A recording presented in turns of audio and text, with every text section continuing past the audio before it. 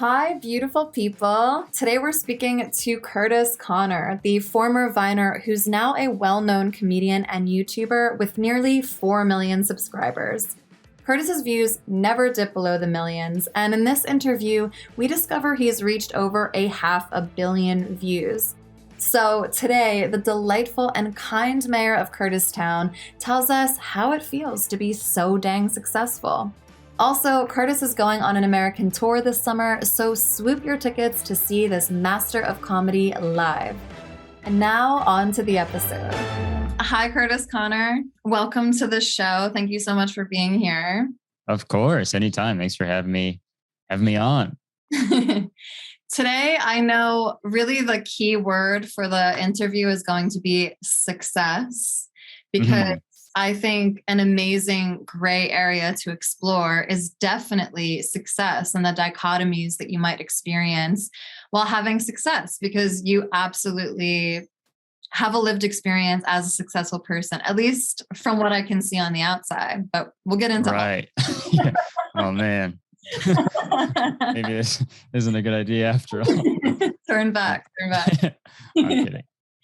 Well, to boost you up before we get started, I did want to give you some love and reiterate that when I found you, you're just such a breath of fresh air. And I love spending like a moment on a Sunday afternoon, like getting stoned and watching Kurtis Connor videos, because you have a really beautiful balance between basically like teasing the shit out of certain people and subjects without being cruel.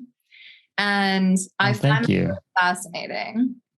Right. Yeah. Well, thank you. That is very nice to hear, because that's always, obviously that's the main concern when I do my videos, obviously, especially when it's about a specific person.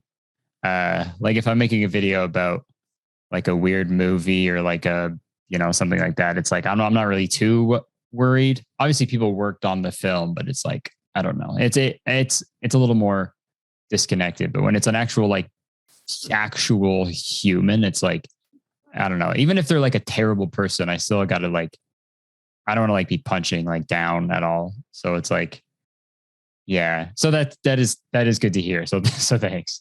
Well, it's interesting and so lovely that you even use the word obviously. Like you're like, well, obviously that's the focus, or that's my intent, which that was going to be one of my questions. Like when you go into something, I really wonder if you are first storming around your house. Maybe I'm projecting, because that's what I've done many, many times. Like storm around the house, use a bunch of profanity, just really let out. Right. There's atrocious information that you're actually diving into. And if you took it a bit more seriously, you could have a very devastatingly sad channel instead of a comedy channel sometimes. Right. Yeah. Yeah. It's just under the surface though. It's definitely, at any point it could become that. I don't think I've ever stormed around. I don't know if that's ever been a thing that I've done. I wouldn't even know how to do that. It's like What's your fury look like? Pardon?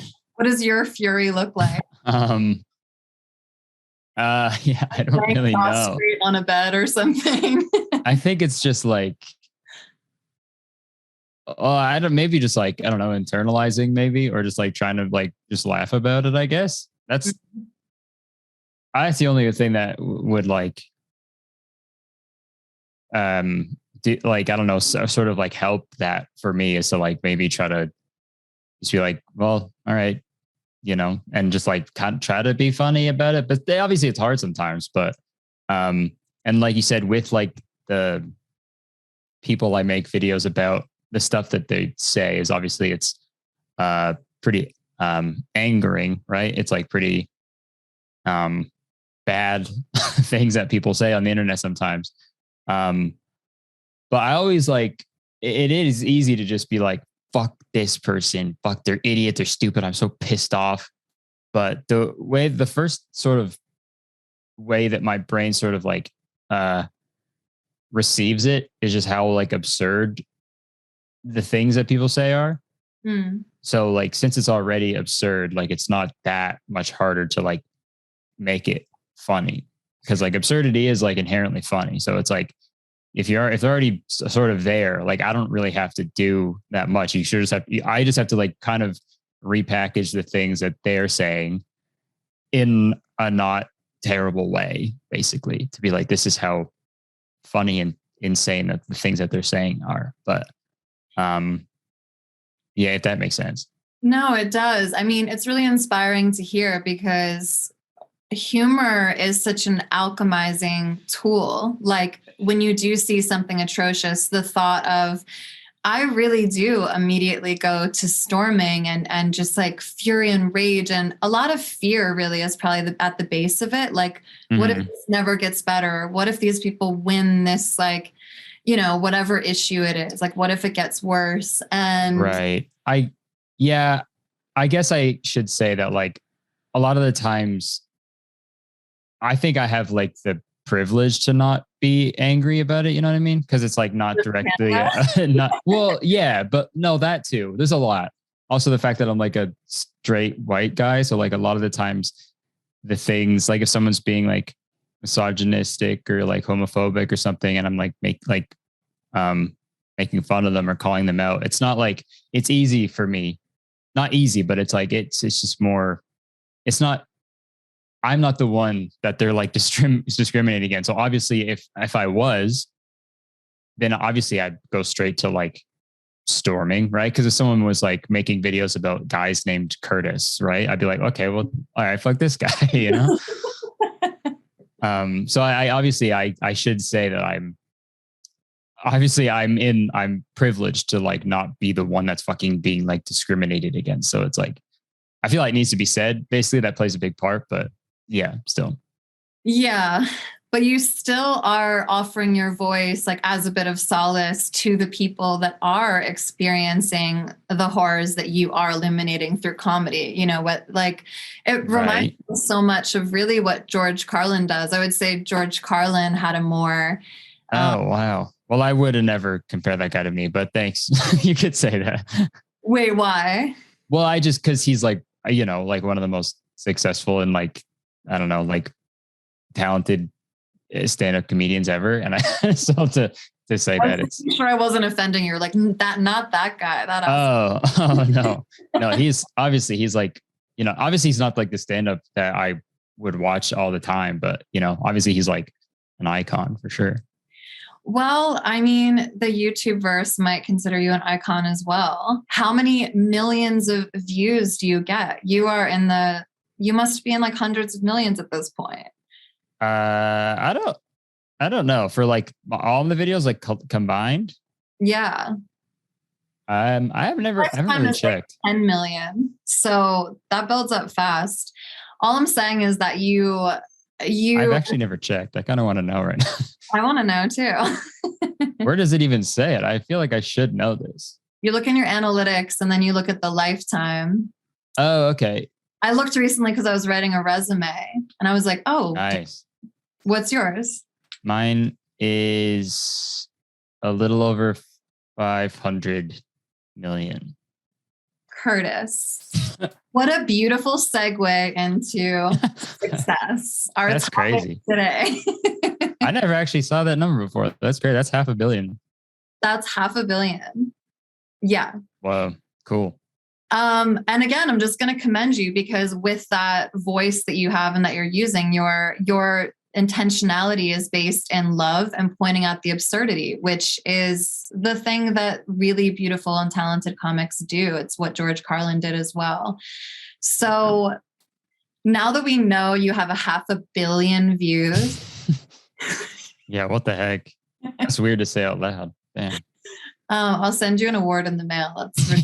Okay. I don't want to come right out and say it, but thank you. Yeah. I will expect one. I will play music over this. Don't you worry. How does it feel? I think that is an interesting question because people would probably suppose a lot of things about how something like that might feel. Yeah. Like just how does it feel to have that many views, I guess? Does it feel like success? I don't know. That's the thing. It's like, I can't, obviously, yes. Yeah, that's the thing. I don't know. It's because, yeah, sure. But also it's like, um, I'm never like, just like, okay, nice. I did it. You know what I mean? Yeah. I'm never like relaxed. So, Me neither. or like, sure. Like, obviously I like celebrate, like milestones and stuff. Uh, and usually that's from like Right. Jenna. It's usually from like Jenna too, being like, no, this is a good. We should be celebrating this. And I'm like, yeah, okay, yeah. I guess you're right. But especially with YouTube, like YouTube, especially, it's like when you spend all this time, you work and work and work on a video, and then you upload it, and then you're like, okay, well, now what? Like now what do I have to do? Like, what's the next one going to be? And it has to be better. I want it to be better than the last one because you always want to be improving. Yeah. So there's that always going on in your brain that I've, especially like recently, I've been trying to like chill with that a bit and just like have like a, just not be so like stressed out all the time. Like I've hired an editor, like a full-time editor to like do all my podcast stuff. I'm like starting to like, like divvy up the work a bit. So I'm not just like cooped up in my office all the time, like a little like goblin or something. Mm-hmm. But yeah, I mean, it's obviously it's successful. I felt successful when I was able to.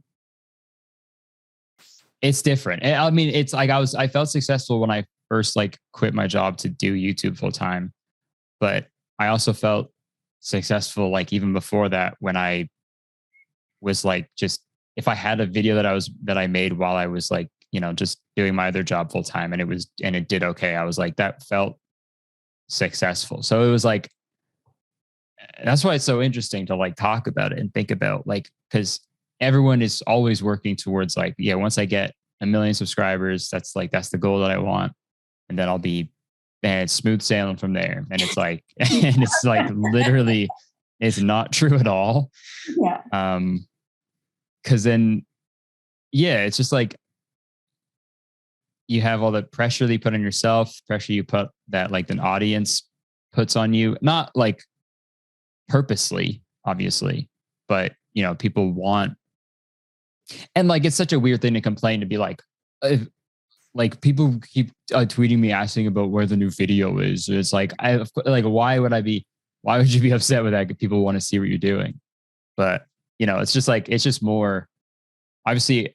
I think if you're a creative, I guess if it's like when you see that, you're not seeing it as, oh, this person likes what I'm doing and they want to see more of it. You see it as like, oh, well, fuck, I'm not doing enough. Like you always go to like the most negative interpretation of it. But, yeah. that was rambling. I know I answered like 30 questions at once, but no, yeah. I mean, I'm just sitting here like I cannot express how much that resonates because the only reason I ever got on YouTube was because I had an idea for a book that I felt was a very important message to me. That's what we did an interview about on your channel about like the indoctrination of Christianity and my sexuality and how it got warped. And I really wanted people to have access to that story. Right. So when I couldn't get it published, I was literally like, okay, so I have to build the audience. I have to show them that these people exist. Right. And then fast forward like 4 years and I accomplished this extremely beautiful goal that I had set in mind. Yeah. It's not for a lack of appreciation or anything. All I can do is express that there's almost a sensation that I got personally that was just like, I don't know, still like you still have to keep up with it. And then you've like created a reputation even around the consistency of what you're building. And then I ended up feeling beholden to speaking about like one subject. Like at the end of God is Gray, I was like, I'm going to have to talk about Christianity for the rest of my life. be known as like a Christian prophet. Like, I'm not trying to start a cult. I just had a story to tell. And even breaking out of what ended up feeling like a box, it was really interesting because like I spent so many years freeing myself from it. And then when I felt people look to me as sort of like a beacon of hope of like, oh, well, this is what it could be, or that's how I should think or act or behave. That burden too, I don't want to say burden, actually. That is such a privilege. Honestly, I really do appreciate it so deeply. But my message was always meant to be like, you do you, really. Like, I'm just going to show you how I did me. But then transitioning away from that and being like, but no, I still have more to give. There's still a lot of me that I haven't expressed yet or even discovered about myself. I can't stay this one thing, you know? Right. So it was like almost no time or energy to celebrate the milestones of like, I think one night I was looking at my book cover and I allowed myself to process it. I was just like, bitch, you did that. Oh, you did it, you know? Yeah. But then I woke up the next day like, well, and I got to continue on because it's not like it offers stability. You don't reach a pinnacle and then you're like, and now I sit upon this mountain and I'm good. Yeah. Like, yeah, exactly. It's not like Thanos at the end of Infinity War and he just like sits and did you see that movie? Did you see Infinity War? No, but I think what you're talking about. But he has the thing that he wants to do is I don't want to spoil it. Do I care if I spoil it? I don't think I'm ever going to watch it, Kurtis, honestly. Okay. That's all right. Well, like a boyfriend, maybe he'll make me watch.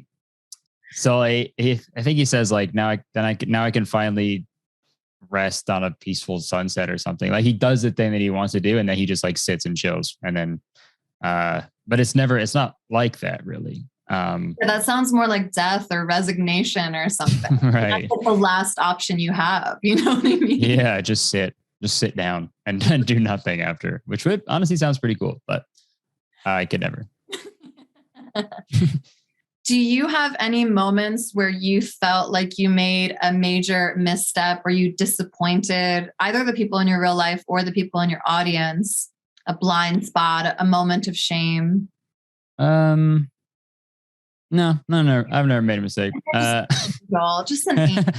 No, for sure. I think I'm trying to think of one specific thing. I mean, obviously I've made like jokes that maybe went a little too far, something that I misinterpreted in something and made a joke about. I remember I was doing a video where I was like talking about like my favorite TikToks or something. And I showed one that was, that I thought was funny. And then I put it in the video and then everyone was like, it's sort of like ableist sort of. And I was like, okay, yeah, you're right. So I took that out of the video and then I commented and I like pinned the comment in it to like let people know. But because you learn things in real time. Yeah. Because you have millions of voices. I have like tens of thousands of voices. So all of those perspectives and all of those lived experiences, if I have a blind spot, there will be a population in my audience that will recognize it. And not falling into shame for not having already known that has been a challenge for me. Do you feel that way? Absolutely. Yeah. Anytime anybody says like anything remotely related to them being offended or like hurt by anything I've done is like, yeah, it's like the worst feeling because that's obviously not what I want to do. And it's like, obviously I think people who like watch my videos and stuff are aware that that's not what I'm trying to do. So it's like, I know that it always comes from a place of like respect and like just like in like trying to teach. But yeah, it's hard when you see something like that and to not take it personally because it's like all I do is take shit personally. Anything remotely negative, it's like, okay, so I'm a shithead and I'm the worst person ever. So it's like, so yeah, I mean, like, and that's another thing that I'm trying to, work on to be like, yeah, people just talk shit. And like, sometimes they do that and that's fine. But sometimes people genuinely have like good feedback to give you. And then you need to be open to that. Yeah, sometimes it's hard if you have thousands of voices, like, and they vary between like educational and like, hey, I know your heart and I just want to inform you of this, to like, you should Yeah. die. And sometimes literally, you know, Right. and is siphoning through those and finding the gold of like, what lesson am I actually supposed to learn? Because I don't want it to be that I'm just a piece of shit and I should stop doing what I'm doing. You know what I mean? Right. Yeah. Because I think Yeah, I'm putting true. a little more good out in the world than just like laying down and dying on the street. So, like, I'm just like, no, I think I should keep going, but like it can get pretty aggressive. I'm very lucky to have the audience I do have, of like socially conscious and like inclusive people, um, that will, like, if I am speaking out of line at any time, they are, mature enough and they know me enough to be like, yo, that's maybe like, don't say that. Like you didn't, I know you didn't mean to, but this is what you did. And this is how it made me feel. So it's like, I've been I can't stress enough, like how, and like every fucking person with an audience says this, but like legitimately, I have like the best audience, I think. Mhm. I'm very grateful.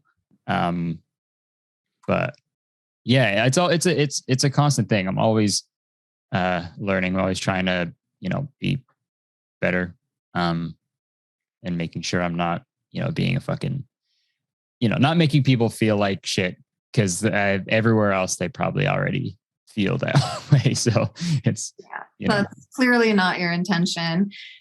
To which I will just acknowledge that it's interesting because when I built my platform, I was doing response videos all the time because I honestly really was naive. Like, really, I don't know. It's interesting because I live in LA, so I'm accustomed to celebrity life. So I was easily processing, oh, celebrities are human beings. I don't like talking trash about them because you never know when you'll be introduced to them at a party or something. right. But then when I was on YouTube, I just saw these messages that, I mean, I know are genuinely damaging to the human psyche, sexuality, homophobe, all of it, you know? Yeah. So I was truly angry. And I am grateful that I really intuitively felt it was important to just like center myself. And no matter how mad I was, just like try to say things with love and reiterate, like, I'm going after this person in a way, but I also don't want them to be hurt through it. But I think after like doing that over a course of years, it's just interesting to process because I'm like, I don't know if that was the right approach. I went in it naively, but I know those are people who live in their houses, who have their own lives. And at the same Right. time, we're saying such damaging things. And I don't know how to toe that line. Like Drew, who you just had on your show, what's her last name? Afwalo. Yeah, she like Yeah. goes off on men on her TikTok. And it's just interesting to think about all of it. Like your approach, her approach, my approach. Like we're all saying, look at this toxicity, this needs to stop.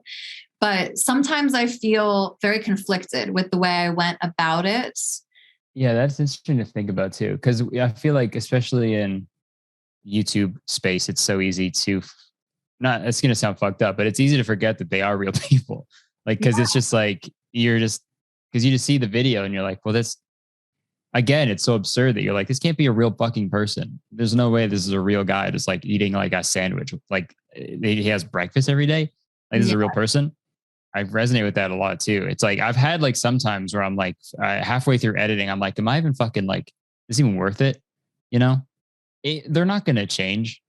Like sometimes the people I'm talking about, it's not like they're going to watch my video and be like, oh yeah, all that stuff I did was pretty messed up. I'm going to stop now. That'd be dope. That'd be sick. But I think opposite side of that, I remember seeing a comment on my subreddit of like a teenage boy, and he commented and he was like, I just wanted to comment in here and say that like, I was totally like going down like a really bad path, like on the internet and like the media I was consuming. And then someone showed me like one of Kurtiss's videos and I watched a bunch of his videos and like it sort of like changed that direction and made me like, pushed him away from that like really like damaging, like harmful pipeline, I guess. So that seeing that was like, oh, okay, like what I'm doing actually does have at least a little bit of an impact. But again, they could just be lying, but I'm going to, that could just be someone taking the piss and making shit up. But, no, that doesn't surprise me at all. That sounds exactly right. Because again, I see a lot of thoughtfulness and intelligence behind what you're doing. Like I know that you're doing it awake with eyes wide open. And it's just, I think one, it's inspiring to just allow us to like breathe and laugh about things that are so hard to know. And it's like educational in that way too, because you're really presenting kind of fun, like whether it's a shitty movie or a shitty theology coming from a person, you poking at the absurdity is just giving everyone permission, I think, to breathe and be like, okay, don't have to take this so seriously, I can breathe. And then in addition to that, I think that if you're not changing the person who is saying the terrible thing, anyone who has a parent or a guardian or a teacher or anyone in their life that is mirroring that person, and they get to tune into Kurtis Conner and be like, no, I knew it was wrong. Like just knowing sometimes that what's happening to you is not okay. Right. Can be invaluable to someone, especially when they're in a really isolated community where they're not aware that these things are inappropriate. And then they also have a straight dude with a hot girlfriend, and a lot of success to be like, I'm comfortable in my masculinity and I do and say what I want as long as it's respecting others. And I know how to respect women, and just existing in that form and showing people that is a version of masculinity that is not only like acceptable, but admirable, is also giving permission, valuable. All yeah.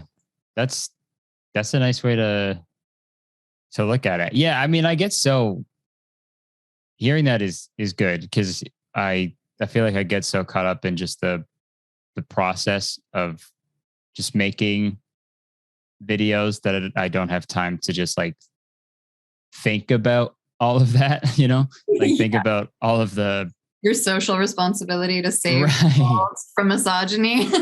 Yeah. I just get caught up in just trying to make a funny video that I guess that's sort of lost on me sometimes. So that is nice to hear. But yeah, I mean, I guess when I started, it took me like a little bit, obviously, because when I started doing comedy, I was like 19. I was 19 years old and I'm 28 now. So, but when I was 19, I was making not like the best jokes. I mean the way as in like how funny they were, because they were not funny, but also just like the subject matter. Like it was sort of like when you just start comedy, you're just like, I don't have nothing to talk. I don't have anything to talk about. I don't know I have nothing. I've never written a joke before. Right. Like I haven't done anything. So it's like, so you just go to like, I think when comedians first start out, they just go to like the shock value stuff to be like, yeah, I'm just saying the craziest shit because it's going to get a reaction, because nothing that I'm saying about my life is getting a reaction. So yeah, it definitely took a while to, learn that the things that you're joking about, even if they're jokes, like you have to be mindful about how you're joking about them and what angle you're coming at them from.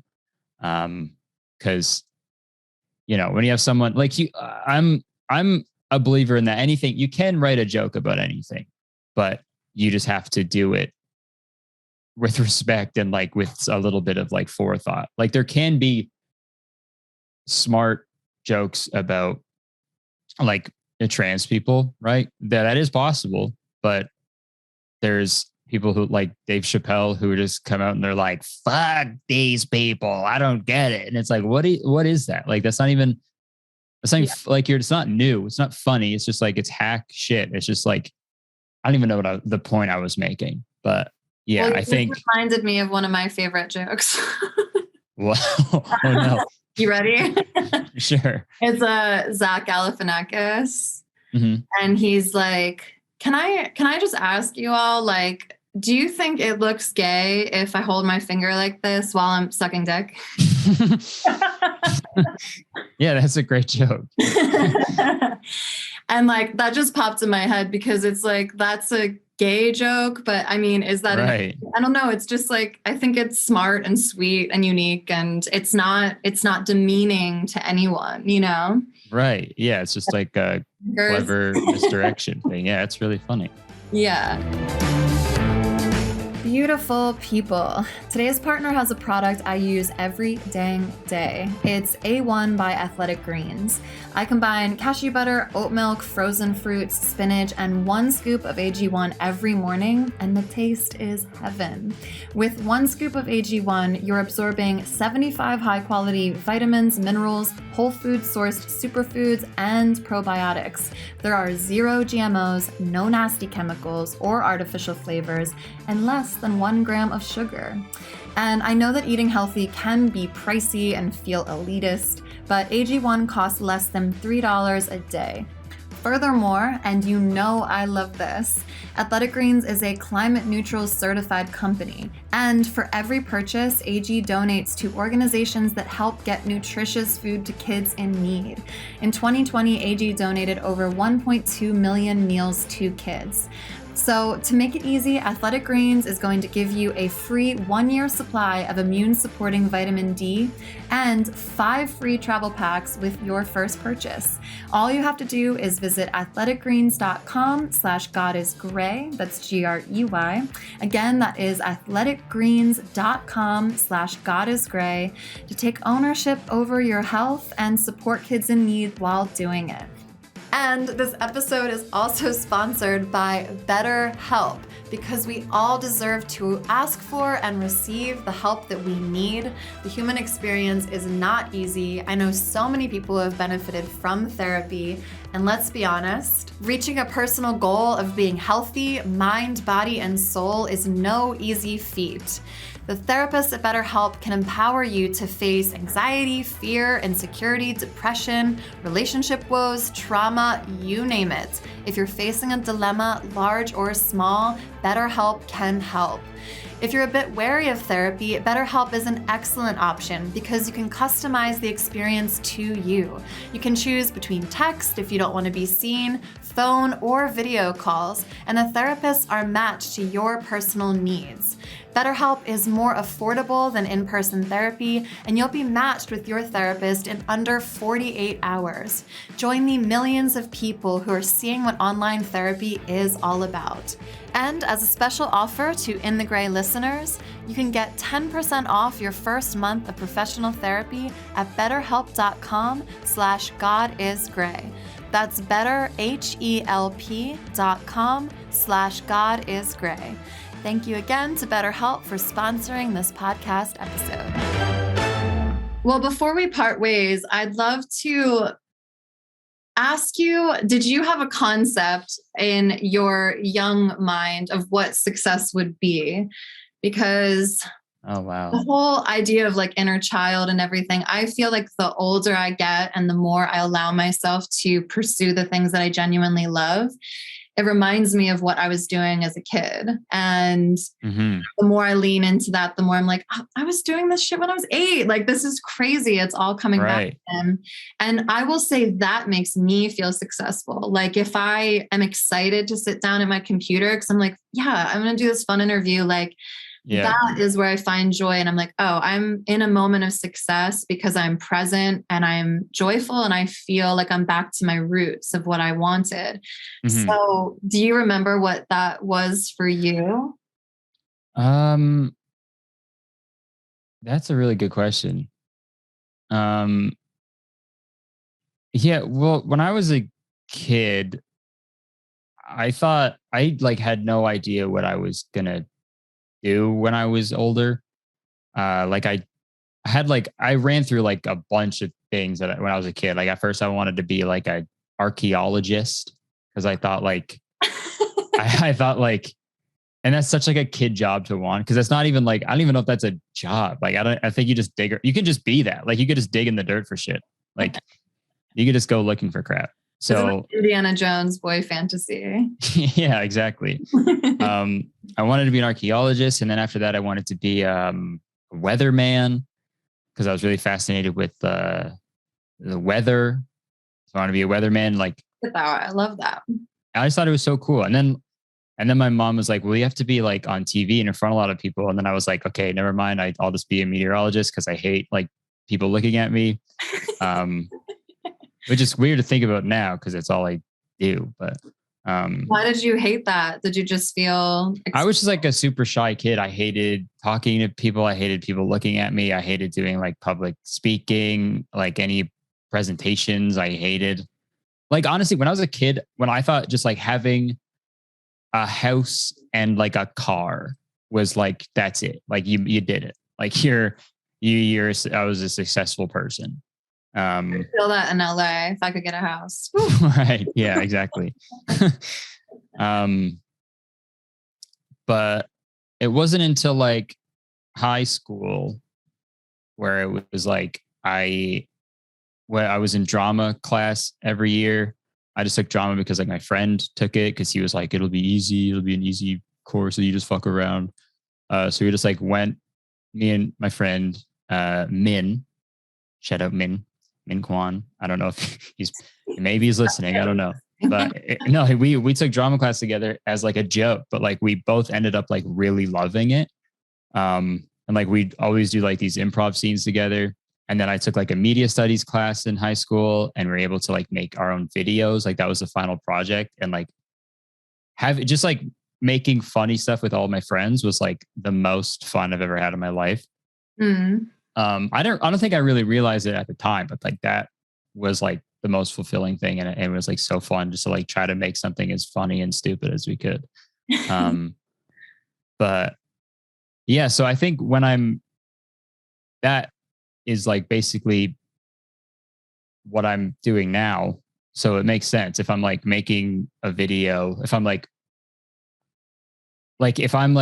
while I'm editing and if something like makes me laugh that I did when I made it, it's like I'm so stoked because I'm like, oh, that means it's really funny. If I wrote it and it still makes me laugh, I'm like so excited.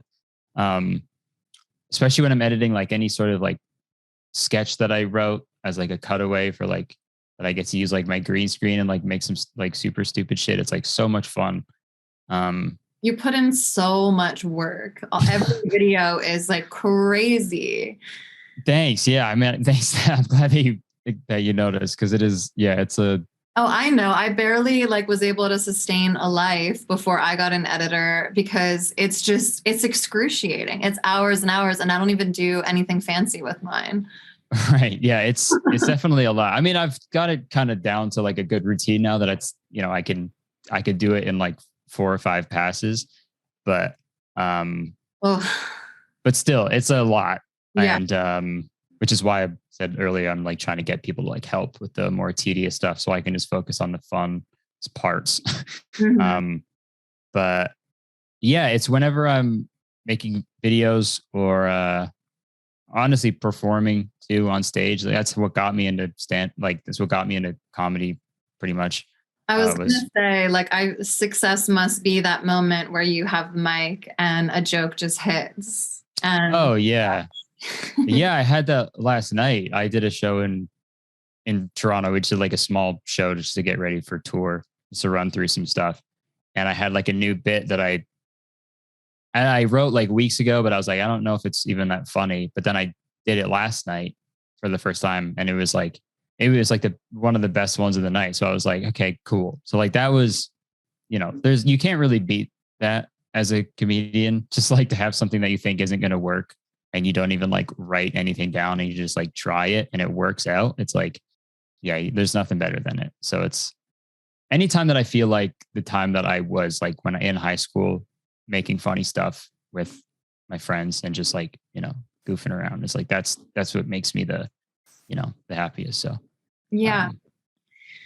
I really think everyone has that thing. I'm always fascinated to ask that question because I know everyone who is like really given up everything to pursue what it is they want. And it doesn't have to be an entertainment. Like I think I love when people get really true and deep within themselves and they'll discover things that they were genuinely into. I mean, there's some people on social media and the internet that are miserable because it's actually not aligned with what they even want, you know? Of course. Yeah. Like if I was making videos about like sports stuff, like sports recaps or something, I like, sure, I'd still making videos, but it's like, I wouldn't fucking care, you know? Yeah, my soul would be dead. Right. Yeah. Yeah, 100%. Yeah.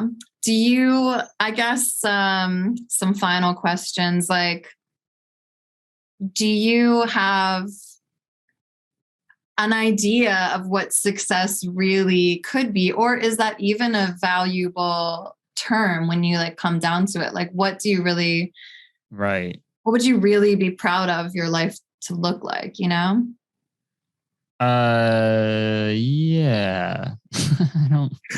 I don't know. Because success is like Webster's dictionary defines success. Yeah. I what wonder is how it does.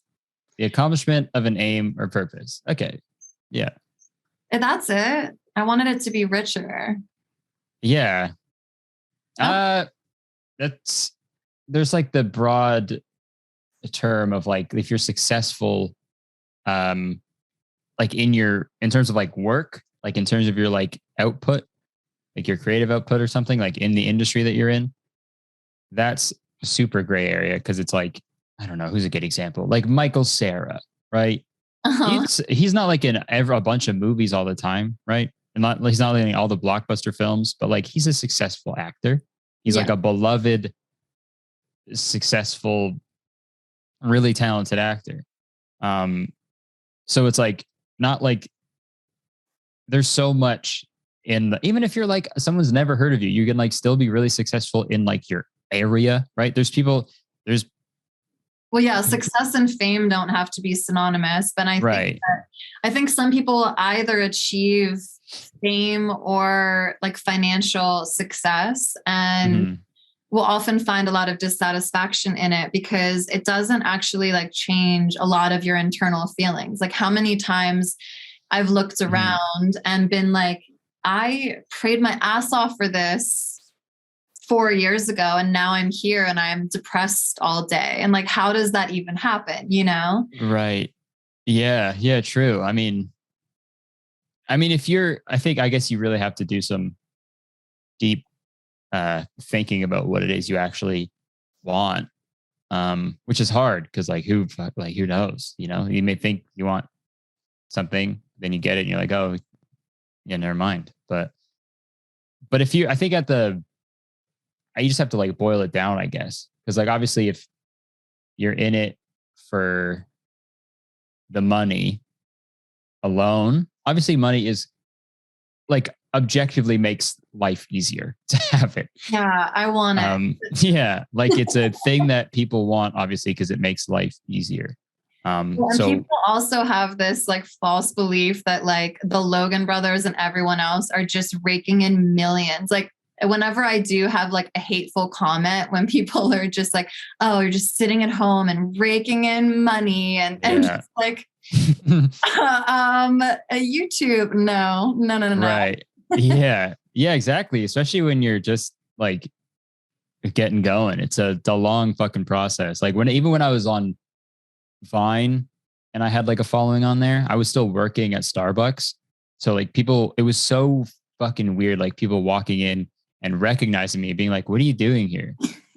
Like, don't you have like hundreds of thousands of followers? It's like, yeah, but I have literally no money. Yeah, it doesn't mean money. Yeah, exactly. So that was always fun to like teach people about how people make money on the internet. But you're like, just keeping myself humble. That's why. Yeah.